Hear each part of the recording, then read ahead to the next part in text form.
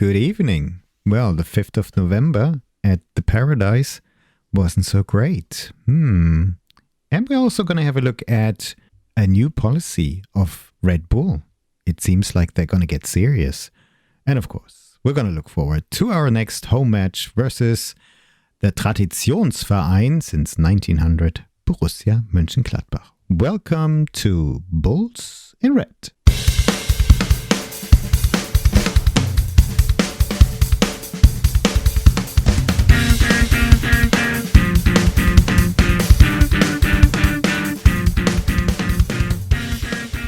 And a warm welcome to everyone who's listening. This is Mario from Bulls in Red, our RB Leipzig podcast, which is at home in Leipzig and made for you wherever you are on our little planet. Well, Richard, good evening and how are you? Good evening, my friend. I'm fine. I'm looking forward to a lovely extended weekend in the city of Bamberg. Ooh, that sounds so exciting. Yes. So many breweries, almost as much as inhabitants in this lovely little place. And maybe if I might go to the stadium there and watch the Regionalliga Bayern match, Bamberg versus Buchbach. Looking forward to that. That is real traditional football. Wonderful. 4th tier German football. There you go. Let us know how much the beer's over there. Anyways, your trip sounds really educational. Really good. Yeah, and it's the only reason. You know, in Germany, we're saying, wer Bier trinkt, hilft der Landwirtschaft. Who drinks beer helps the... Come on. What's the correct word? I don't know. Help me, please. Help me out. I can only think of agriculture. Thank you. The one that drinks beer helps agriculture. Right? Doesn't sound right, but I think everybody gets the gist and we push the GDP upwards. You know, Germany needs that. We're in quite a little bit of chaos at the moment politically, but who cares? We'll fix it. Not the orange one. We'll fix it ourselves. Thank you. Anyways, let's talk about our last little trip to Paradise, which wasn't so great at all. I know the two of us watched it on Irish TV. I found that really interesting. And to be honest, well, from the 10th minute to the 35th, it looked like we were cruising. Up 1-0, had chances to score at least 2 more goals. Had the game under control. Celtic made some strange mistakes after they had sort of a pretty good first couple of minutes. But then kind of fell apart. And this Niklas Kühn, who you talked about so extensively last time, and we actually celebrated him in our little matchday video as well. Well, he scored beautiful goals. And just before halftime, they were leading 2-1. And I remember during halftime, you told me what had to change in order for us to continue on a better part in the second half. And it's fair to say it didn't happen. Richard, why didn't it happen? What do you suspect? We were simply shy that night. Yeah. So I checked my notes after the game, the notes that I usually prepare for our podcast. And, you know, I always take the same file on my computer and I read the notes that I had written down for the Dortmund episode. And I was like, okay, this is the same. It's the same story, different day. So I don't have to change much. But to answer the question, why it didn't work, there was a little example. We watched the game together, and there was this little example. It was like in the 80-something minute, and that put it all in a nutshell. We had the ball near to our penalty box on the right sideline, and we had problems, of course, getting this ball properly into midfield. And then there were 5 on those Celtic lads all around the ball, and I told you in that particular moment, look, it's like 85 minutes over. They're 3-1 ahead and they're still fighting for their lives with 5 men on like 10 square meters around the ball. And that was a scene that we never saw for the whole 90 minutes from our lads. Yeah. They were at best a 2-on-1. It was just not the amount of intensity that you need to show to be on UCL competition level. And that's the main reason, in my opinion, that we lost this game. We were not physically on level and technically again. So we were headless chicken again, huge gaps in midfield. And yeah, as I said, it was simply the same story from the Dortmund match just a few days later. And I was really surprised because there was a period when RB Leipzig looked pretty good, pretty much in control, and like a real UCL contender, or at least better than the rank 33, 34. I'm not even sure where we are right now. This is so long, that table. By the way, I saw some predictions today. Somebody did some calculation, it was automated. And the probability of RB Leipzig qualifying for the 24th spot is at around 2.9%. So I think my gut feeling, and that was also the feeling right after the match, that UCL, unfortunately for us, is pretty much over in terms of being competitive and in terms of advancing. The funny thing is, we actually have the same amount of games because we're going to have 2 more games. So it's like 6 games in the group stages and 2 matches in the last 16. So it's pretty much the same. It's just we're exiting earlier. And it's going to be interesting to see how the team is actually going to deal with the rest of the matches that are coming along. So we will see. It's a shame. And hopefully this is not a trend which continues. So to be honest, I would very much like to close that subject. Hats off to everyone who traveled to Glasgow. I think you met some friendly people there and you still had a good time over there, and just not because of the match, but Glasgow is a nice city. And the Scots are pretty friendly. We've seen that during the Euros when they invaded us in a friendly way, not like other countries. Anyway, so let's move on to our next topic. And it is an interesting piece that I picked up in our tabloid newspaper, Bild-Zeitung. And I found it very interesting because usually when we hear about Red Bull talking about their clubs, it seems that these are clubs which have to generate certain amounts of money, and especially for RB Leipzig, it means developing young players and selling them at a high price. And we've seen that in the last couple of years extensively. RB Leipzig's very successful with that. And in one of our last episodes, we asked the question, is the Red Bull model kaput? Does it have to change? Because it seems to prevent RB Leipzig for being a serious title contender and especially challenging for the top space in the Bundesliga. So according to this newspaper, budget talks are being held or were held, and that happens around this time every year. And budget talks for RB Leipzig were being held. Oliver Minzlaff is, of course, involved in that. And it was said that the current policy of developing young players and RB Leipzig being a springboard for those players, then for the huge clubs, should sort of end. Because from 2025, the intention is to keep the world-class, European-class top key players in the team. And that's quite surprising. But if you look back, the surplus that RB Leipzig had to generate from selling and buying players was in 2023 around 100 million.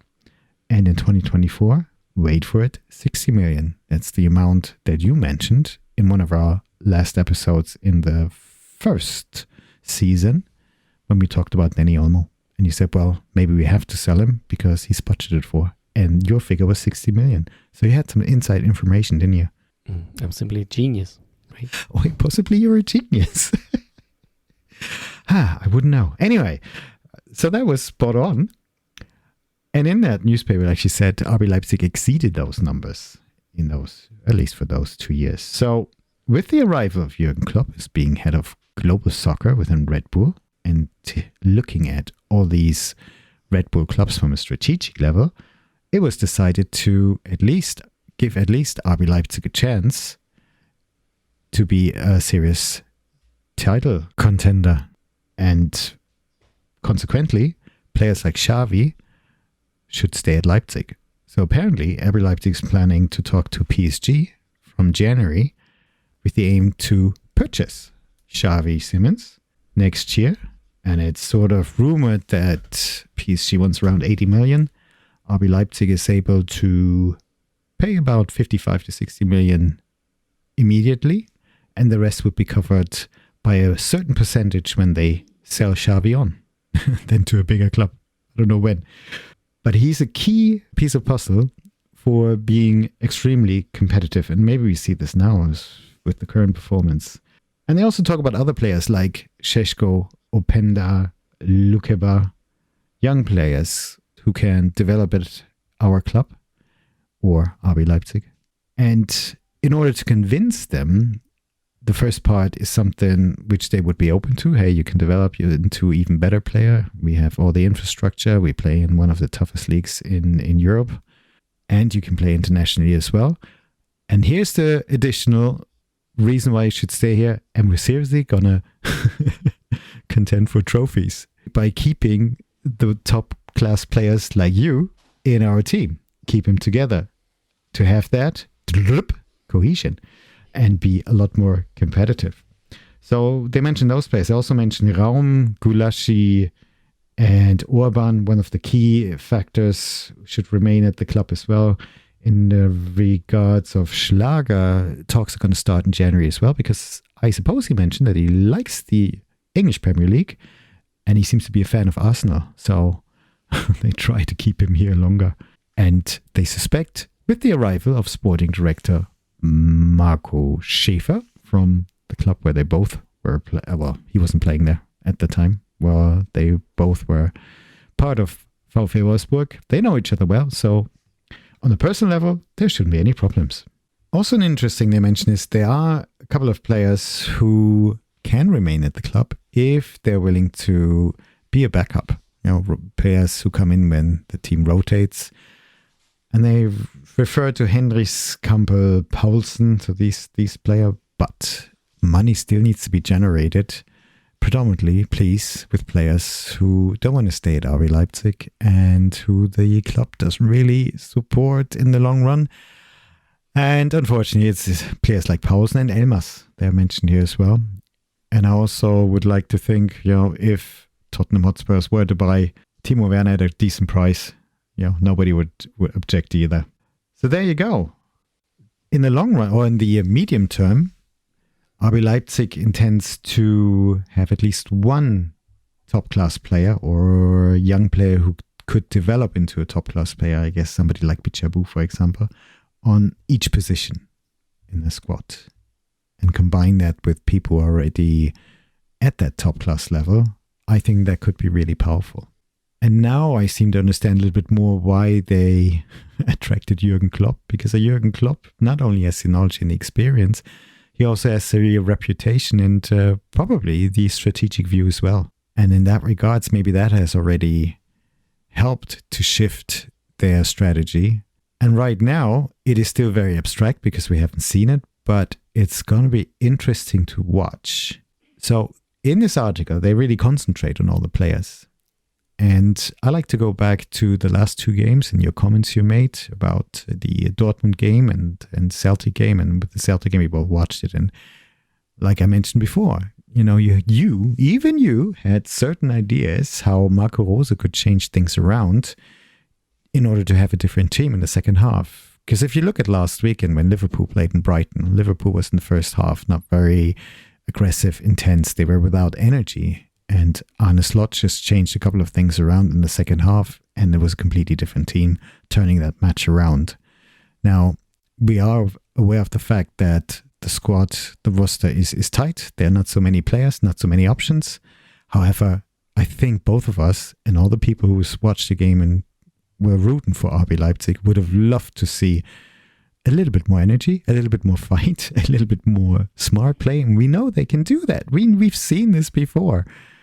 But in the last two matches, they kind of forgot. And who should remind them? I think Marco Rose should remind them. At least that's what I think, but what do I know? However, given the fact that RB Leipzig is now Red Bull is changing those plans for RB Leipzig, and RB Leipzig should be up there with Bayern München, Leverkusen, it should be there if there's a window of opportunity. How long will Marco Rose still be the right manager for RB Leipzig? What do you think, Richard? That's a great question. Great question. Well, it's like Marco Rose is a good manager. It's a good coach. I think it's fair to say, because he showed his abilities and his skills in the past years. Just bear in mind that he won the Youth League with Salzburg back in those days. Yeah. And he climbed the ladder from Salzburg, Gladbach, Dortmund, and now to Leipzig. I love it. I love this. I love the way you've to spin that. Yeah. Especially the people from Dortmund will love that. Hey, the only way is up when you leave Dortmund. Come on, you got to go to RB Leipzig. It couldn't get worse. No, just kidding. Anyway, so he climbed the ladder and slowly, and he showed us I think in every stage of his career some kind of development. And I think he's now on a point in his career where he should show this again. And to be honest, I'd love that he is gonna make it, that he's going to be the one that goes the development way and reinvent himself to a much higher level to go with the ambitions of the club.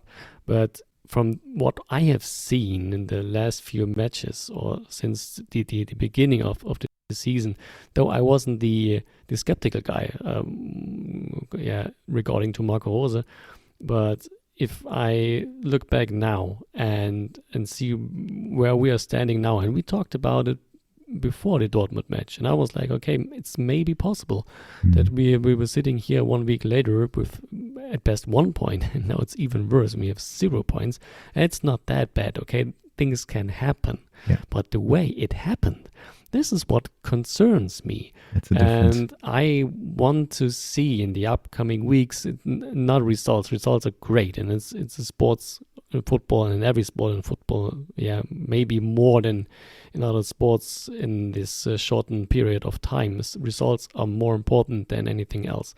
But,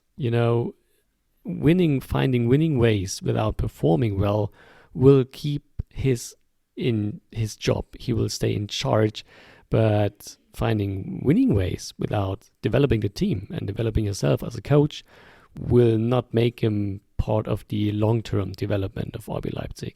It's my opinion on this. I suspect that as well. It is when you read certain bulletins from the last couple of months, and especially what Oliver Minzlaff said, also referring to Julian Nagelsmann, I think the hunger and the urge for getting the top title Bundesliga, winning the Bundesliga pretty soon, not this year, maybe next season, is really high. It's a huge urge, and I'm not 100% sure if in the medium term until next summer he's really convinced that Marco Rose can deliver that, and especially then for the long run. But maybe we're wrong, or I hope that the impression we've got at the moment is incorrect. Plus, we don't know all the ins and outs, and we just see it from a fan point of view.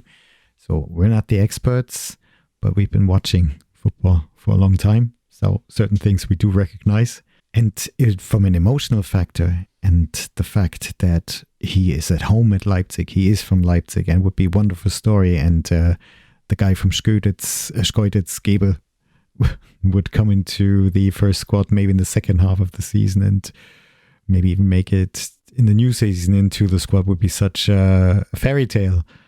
But this is business, this is business. This is about results. This is about development. And I'll keep my fingers crossed, to be honest. I'm on the same page there as you are.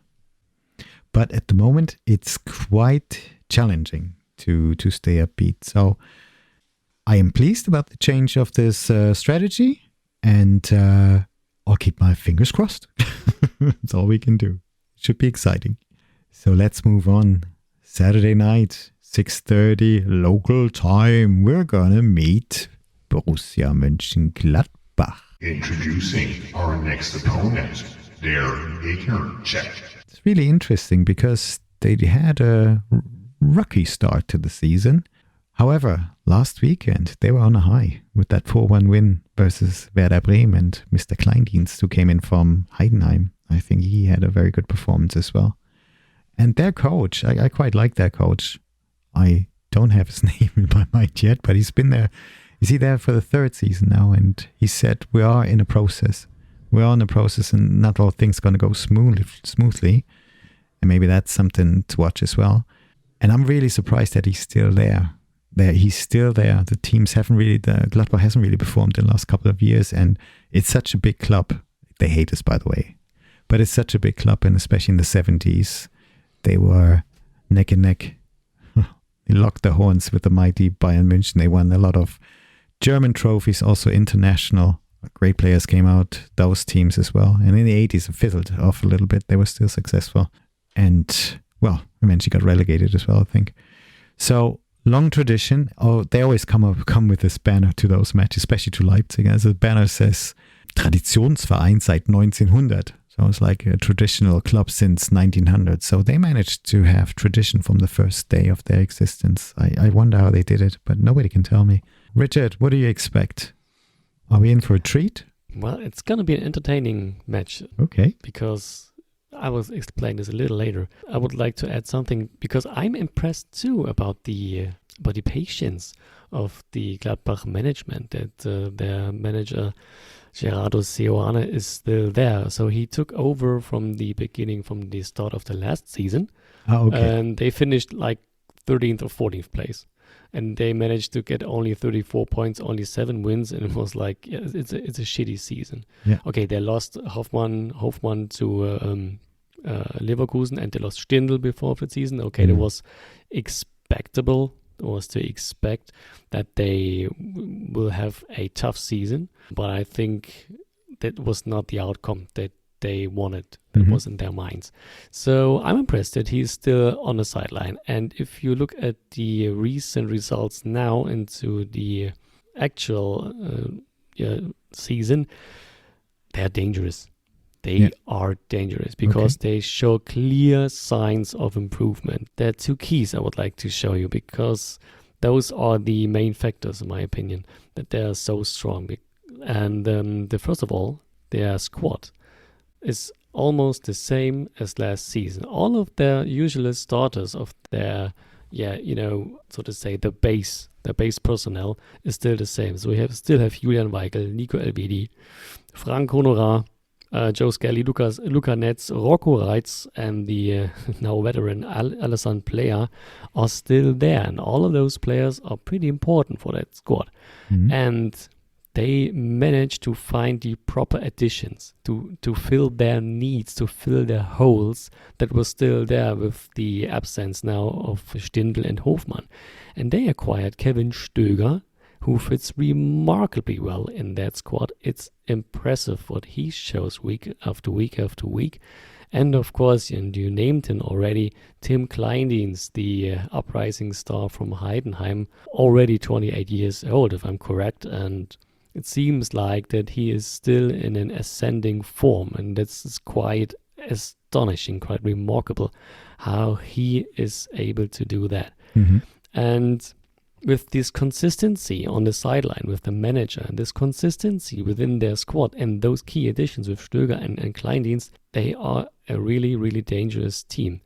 So you don't have to get distracted from their 4 losses now, because they had a tough schedule in the beginning of the 2024-25 campaign, because they faced already Leverkusen, Stuttgart, Frankfurt in the league. And of course, they lost 3 of them. Their 4th loss came in the away match versus Augsburg. Okay, that one was a stinker because, it's obviously not an upper tier Bundesliga team. So sometimes, from time to time, they are not able to show their ceiling. But 3 of those 4 losses came versus top level Bundesliga sides. And they won, and what they did is they won against the weaker teams. And that was something they were struggling in the last season. And they took their wins versus Bochum, Union, Heidenheim. So you can argue Union Berlin and Heidenheim. Are they really that stronger, that much more stronger than Gladbach is? Last season, yes. This season, obviously not so clear. Okay? And the last win was, I think, the most impressive one. I didn't see that coming. It was the 4-1 victory versus Werder Bremen last Sunday at home. And I was like, okay, 4-1? You're kidding me? Impressive. And now they're coming to our beautiful city. And with, in Germany, we would say with breiter Brust. So with lots of confidence. Huge confidence. Yeah. Loads of confidence. And I was like, okay, I need to find something to make a little bit hope, to make us a little bit more hopeful here for the upcoming clash on Saturday. And therefore, I have a trivia question for you. All right. Just wait for that. I was wondering. Okay, Yeah. let's go. Gosh. When was the those. last time Borussia 1982. Mönchengladbach no, Oh. took away back-to-back wins in the Bundesliga in games that lasted 90 minutes? Oh my God. I have to ask this in this strange way because Yeah. the last in the 2022-23 season, they had back-to-back wins, but one win was in the abandoned game versus Bochum, where a ref got hit. Oh by yeah, remember. I don't know what it was, but yeah, he was hit by something that mug with flew beer from or the something like stands. that. Yeah. Like a cup. So that doesn't count. That win doesn't count because it doesn't. The game wasn't over. Do you know? I have no maybe clue. Bochum. I'm gonna go for 2003-2004 season. No, not that far away. Okay. Okay, I it will was color enlighten TV you. already. Okay. It was as color TV was invented. It was in October 2021. October, Alright. so over 3 years to the day Oh, that they had back-to-back wins in the Bundesliga, and they Okay. won versus Dortmund at home, and then took the. But why away does that on give us 2nd of hope? October. Why does that Yeah, give us because hope? since then they didn't manage to win back-to-back Bundesliga games, and now recently they won, Yeah. and now they're coming to Leipzig. So you know what happens, With right? real confidence, and we just come With off real two confidence, really yeah, but they bad games. I don't know. Writing's No, on it's the a wall. stupidity thing. Okay, just kidding. But there was a little trivia question here to Love it. to Well, thank you. just for a little. But you know what would really give me hope is if you can tell us how RB Leipzig should approach this match in order to be successful. You can do this later if I just interrupted you. Yeah, I think it's maybe the way that Gladbach likes to play should fit us a little bit more because they are trying to play from a decent base. They got huge amounts of ball possession in the Bundesliga matches, usually over 60%, no Okay. matter what the opponent is. Really? And Even no the matter top-notch? Yeah, even Like even Bayern? versus no, they didn't play versus Bayern yet. Oh, okay. But in the, Frankfurt, yeah, Leverkusen? their match versus Frankfurt, but they lost away. They had 63%, and Jesus. even versus Union 62, Heidenheim 66. It's a lot. Yeah. It's a lot. They probably run a lot, huh? They It run a seems lot. like it's the playing style, and if we are not go for the deep pressing, what just didn't work in the most recent games. Mhm. I think our approach versus Freiburg was a little different, especially in the second half, Hmm. because we wasn't all over the place to put them towards their own goal. No. We had this little retreat and concentration and go for the ball from a very compressed midfield, so to speak. Mhm. And I would love to see this again. Okay. But we have to keep an eye on. I have 3 key players here. So 2 we mentioned already because it's clear and obvious that these are the key players here. They're both additions. And I mentioned Kevin Stöger, the not so unsung hero anymore. Can you remind me of the other 2 that you mentioned in the beginning? Yeah. So this is clear and obvious that this is the pivotal point in that unit. To put this into perspective, number 2, and that is Florian Wirtz with 7 point something. So 2 Wow. shot created actions more every game created by Kevin Stöger. Mm-hmm. Yeah, you have to shut him down, otherwise you won't have a chance. The other one is, of course, Tim Kleindienst in the form of his career, 6 goals already, great pace. And the other one I would like to show, maybe he will not be in their starting 11, but I think he's still a very, very good player. And I think he was there already last season. And it's the number 19. It's Nathan Ngomu, Mm-hmm. a 24-year-old France player, and he's the 4th fastest player of the Bundesliga, and he loves to come over the right side, sometimes with Frank Honorat as well, and he's another speedster. So if Coach Seoane from Mönchengladbach takes the speedy approach, we will see him, and that's going to be a lot of work to do for our left defenders, whoever this will be. I guess Retreta won't be available. So we might see Bichabu defending on the left side. Oh, he needs to grow up fast, doesn't he? I mean, Mhm. he's thrown into the deep end, but it's the only way. It's the only way he can do it. Oh my gosh! Yeah, I forgot about Lucha. So, and I think I started my little monologue here with the little teaser because why I think this should be an entertaining game. They are loaded with offensive weapons, but sometimes struggling in the defense. Usually they don't have a clean sheet, and you will find rooms to maneuver and to set up some nice chances. And before I would like to show you my starting 11, I would like to reveal my final score prediction, and I think we're going to see a 3-3 draw. This is going to be an entertaining match with you will go home with a lot of more gray hair than you had when you entered the stadium. I had no feeling for this one, but I'm going to go with the 2-2 draw. But we need 3 points. Bloody hell, how are we going to do it? Yeah, we needed those Tuesday as well. And oh yeah. What have we got? Nothing. Nada. Nothing. So I would be really curious to hear who Marco Rose is going to send on. Liebe Fußballfans, wir kommen jetzt zu unserer heutigen Mannschaftsaufstellung. We're running out of players. Still, so we got Uwe Drago and Seiwald back, but now very likely Lukeba not available and Radrida also not available. So yeah, the starting 11, I would like to show Gulashi in the goal. Henrichs has to play. Orban, of course, plays any game. Klostermann and Spitschabu defending on the left. And then please don't go with the 2-2-2, Marco. Send out 3 midfielders and 3 strikers.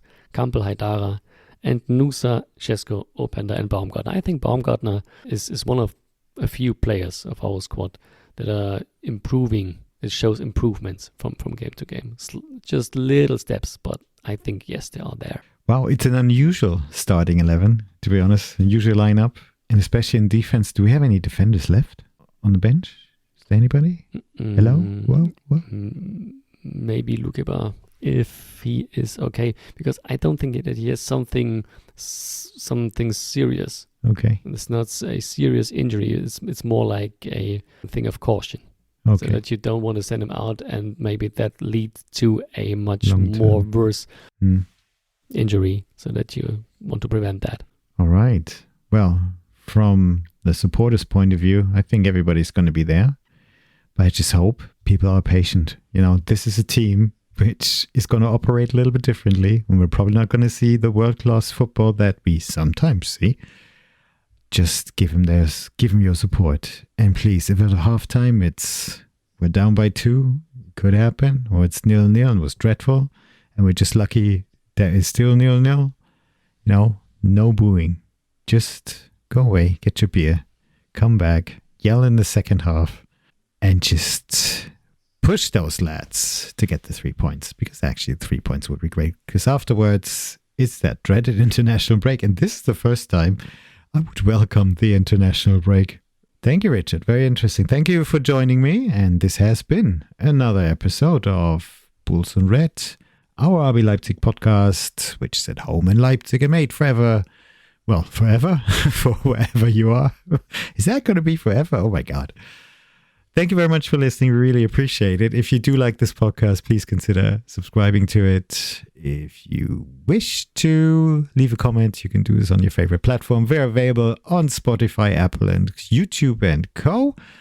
Watch out for our little match day video. That's going to be out tomorrow, I suppose. Let's see how I can finish that. And if you wish to follow us on Twitter, our username is podcast_RBL. We are also on Instagram. Their name is Bulls in Red. And if you wish to send us an email, it's podcast@bullsandred.com. Have yourselves a great weekend. Keep your fingers crossed. Be patient. And in the medium long term, everything's going to be wonderful. We're going to be victorious. Let's dream about that. Richard, thank you very much. Vielen Dank. And to everyone else, auf geht's, Leipziger Jungs!